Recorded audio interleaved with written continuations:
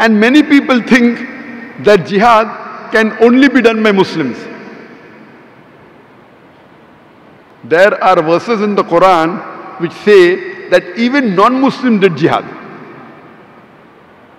Allah says in the Quran in Surah Luqman, chapter number 31, verse number 14, we have enjoined on the human beings to be kind to the parents.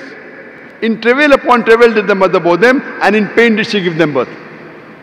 Immediately next verse, Surah Luqman chapter 31 verse number 15 says, but if your parents do jihad, strive and struggle to make you worship somebody else of whom you have got no knowledge, don't obey them, but live with them with love and compassion.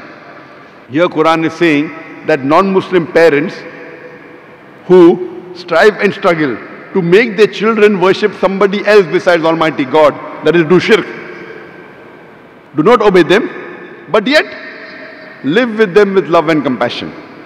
The same message is repeated in Surah Ankabut, chapter number 29, verse number 8. We have enjoined on the human beings to be kind to the parents.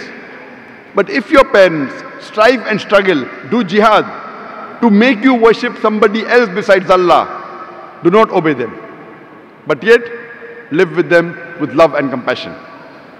Here Quran is saying that the non-Muslim parents are doing jihad, they are striving and struggling to make the children do shirk, associate partners with God.